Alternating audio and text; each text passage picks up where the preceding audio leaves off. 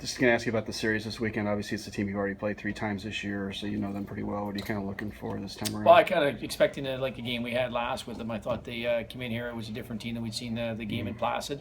I think Seth has been a good place. Obviously working really hard, and they got a dangerous power play. So it's a situation where I think they have their guys that were injured back, and they've been on a pretty good run here. So our expectations would be good hard fought series. Obviously with a rival, adds a little bit more intensity to the series, but obviously looking forward to some playoff hockey. Obviously, it's a best of 3. I know. So the 2 times they were here before, they won the first game.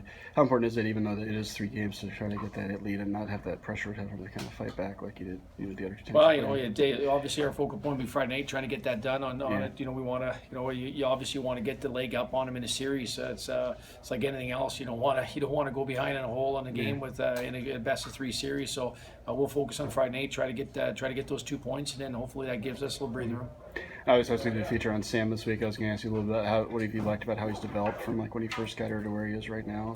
He's done a lot of hard work in the off seasons too, right? Like his maturation physically as a player has been great, but I think his managing the games, his maturation on the ice has been really good. He's always had great offensive vision and IQ for the game. I think he's become more patient in the application of it and making the plays, and his engaging in physical play and protecting pucks and that is I like the way his game's rounded out, and you look down the stretch, his impact in some games for us as being a go-to guy. It's hard, when you're a go-to guy, you got to learn to be that guy that's counted on to produce and all that, and I think he's taken that step for us this year to understand that it falls on his shoulders, and there's an expectation for him to be a key cog offensively for us, and he's done a fantastic job. And I noticed watching him, obviously he can use his size well, but he also can play like a smaller guy sometimes with some of the passes he can make, things you might see from a guy that's a lot shorter. I mean, what do you like about just his ability to kind of...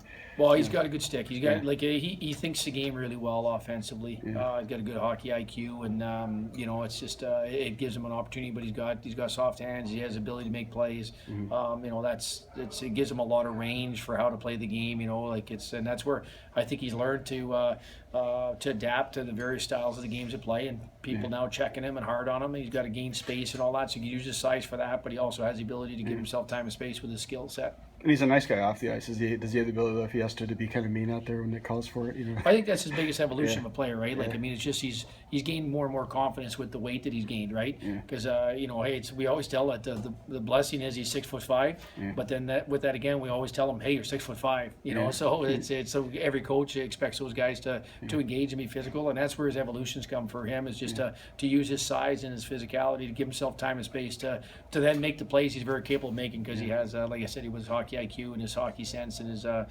his stick skills. He can make plays. Well,